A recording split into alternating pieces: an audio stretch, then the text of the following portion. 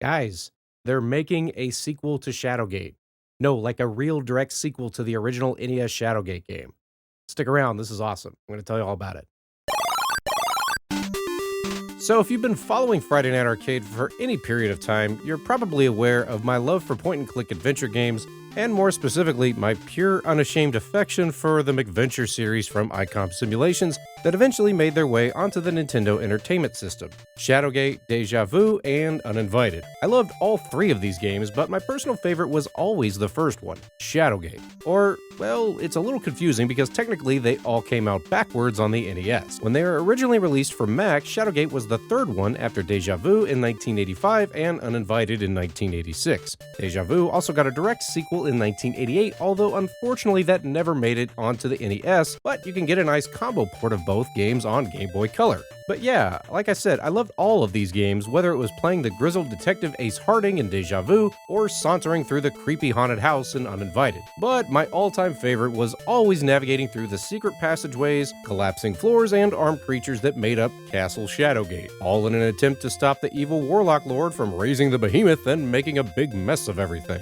I don't know, the whole fantasy setting of the castle with magic spells and evil monsters is just a perfect fit for the point-and-click adventure motif, and it's just an intoxicating mix of puzzle solving and storytelling, and the music on the NES version was absolutely stellar. It's hard to explain, but all of the NES games from Kimco had a very specific sound to them that only Kimco games seem to have. There's really nothing I can complain about with Shadowgate. The balance of difficulty and puzzles was just right. There's just enough clues in game to get you through if you're paying attention. The perfect music, the ambiance, the setting.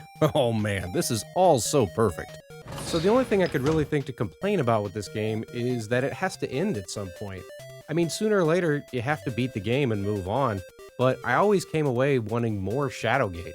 The game even tantalizes you with the prospect of a sequel on the final screen with the cryptic message, "The first story's in." I think when I beat this game the first time, I sat there waiting for like 5 minutes on something else to happen at the screen. Like maybe a brief tease for a sequel or something. It made it sound like there was going to be a second story. And, well, technically there was more Shadowgate, sorta. We got a game on TurboGrafx-16 called Beyond Shadowgate, which was a true sequel. You pick up as the direct descendant of the hero from the first game, tasked with fighting off evil in the land of Tyragon. Unfortunately, I didn't own a TurboGrafx-16 when I was a kid and only really learned of the game's existence a few years ago. I haven't spent a ton of time with this game, but from what I played of it, it certainly seems like a worthy successor. However, the change in graphical style kinda just makes it feel like a different point-and-click adventure game altogether, and not necessarily a sequel to Shadowgate. I don't know, it's hard to explain, but there's something for me about having a tiny little 8-bit first-person window to see what I'm doing that is synonymous with Shadowgate for me. Then there was the Nintendo 64 sequel, Shadowgate 64: Trials of the Four Towers. Now this one I actually did rent once or twice, and well, I'll be honest, when I rented it, it didn't come with a manual, so I had no idea what I was doing, and I kinda just gave up and returned it without ever getting very far. I've seen some people speak highly of it, while others not so much,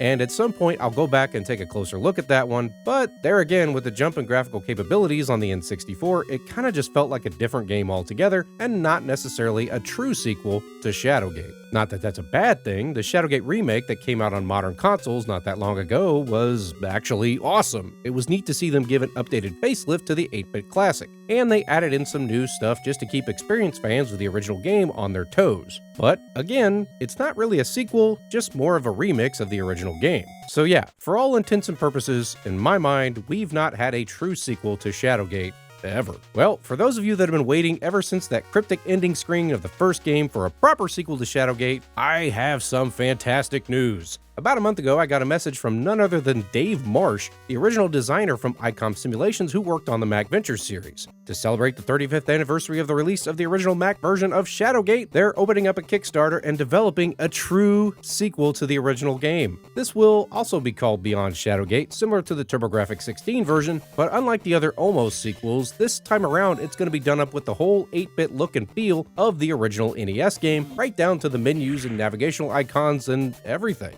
Dave tells me this game is being developed off the original design documents that were first drafted over 30 years ago, but that game never ended up getting made for one reason or another. Don't let the 8-bit look of the game fool you though. This time around they are not operating within the confines of the NES's hardware limitations, so Beyond Shadowgate is going to end up being huge. over 4 times bigger than the original game. This time around, there will be other characters that you can interact with, besides just monsters that want to rip your face off. There will be multiple endings and even a day-night mechanic as time passes in the game. There's also going to be a fast travel mechanic built in since the game is going to be so massive. And Beyond Shadowgate will feature music from W Graph, and so far from what I've heard in the game's demo, this definitely captures that spooky mood and ambiance from the original Kimco NES score.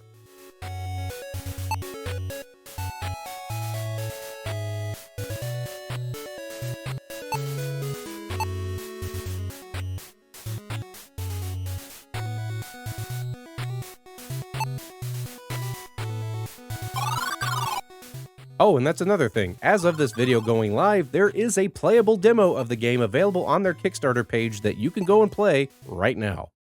I've already played the demo, which contains the first 16 or 18 rooms, and it can take about an hour or two if you don't know what you're doing. I can say with a straight face, this definitely feels like a real Shadowgate game. So far from what I've seen, they absolutely got this right. It's awesome.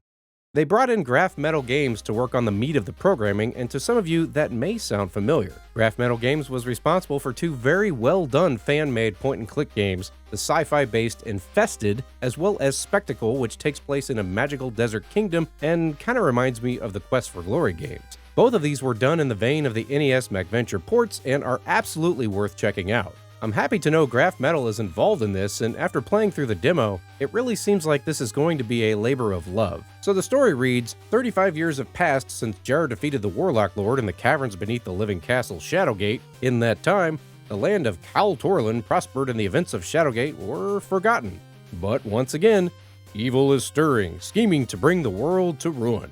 This time around, you play as thief Del Thornborough. The game starts you off in a prison cell awaiting your fate. But of course, that doesn't last long, and soon you're forging headfirst into adventure trying to stop the evil that lies ahead. What can I say here? The menus, the music, the little first-person view window, this looks, feels, and just smells like a Shadowgate game. But it does have a few modern quality of life tweaks and improvements as well. For starters, you can just use a mouse now to operate the cursor. It never bothered me having to use the NES controller 30 years ago, but I've seen some people complain about that aspect of it, playing a point-and-click game with a D-pad instead of an actual mouse. Well, if you were one of those people, here you go, you get to use a mouse this time. And we even get an opening cutscene. The MacVenture games always felt like they should have had full-blown cutscenes similar to Ninja Gaiden on NES, but they never did. There's also this little blue creature that joins up with you early on and acts as kind of a built-in hint system. I went out of my way to avoid utilizing that in my playthrough of the demo, but it's there if you need it. There's also an impending death indicator.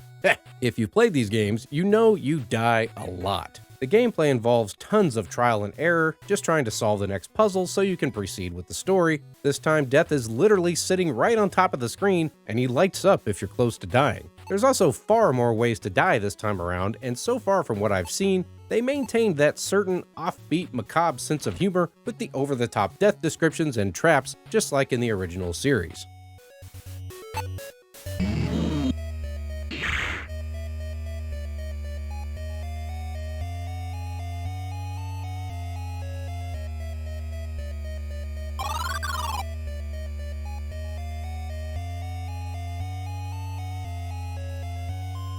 And there's a new feature added to the game that they're calling timed events, which means you only have a few seconds to react to a situation, and if you don't come up with the solution and input the command in a specific amount of time, well, you die.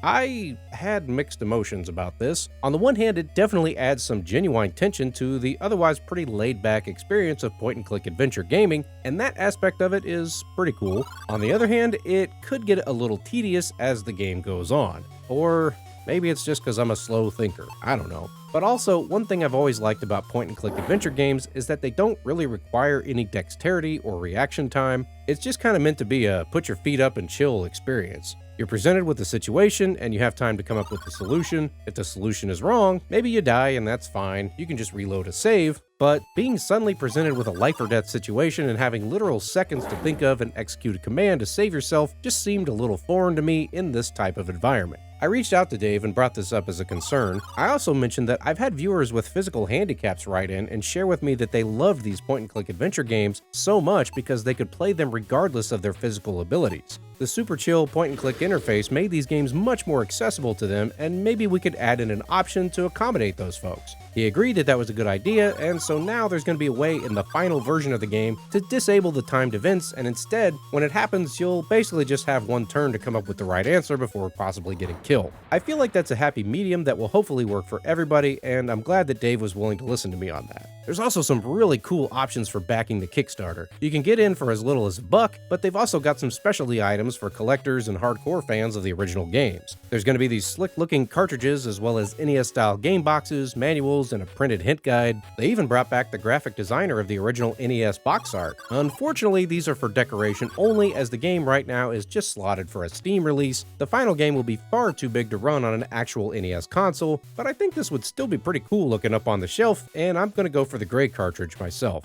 And depending on how the Kickstarter does, we may see it get ported, hopefully, over to some other modern consoles of the day as well. So yeah, after playing through the demo, I feel pretty confident in saying this is definitely worth checking out. Dave tells me they're shooting for a release later in the fall, hopefully around September, depending on how well the Kickstarter does. After playing through the demo, I can definitely just say that I'm super excited to see the finished version of the game. I can't wait till it comes out. It looks great. So if you have any interest in Shadowgate or MacVenture, or you're like me and you've been waiting around for 3 decades for a proper sequel to Shadowgate, please take a few minutes to head over to the Kickstarter page linked down below and help out our friends over at Zojoi get this thing done. And also, like I said, don't forget to check out the free demo. As always, thank you for watching, please don't text and drive, and I'll see you next time on Friday Night Arcade.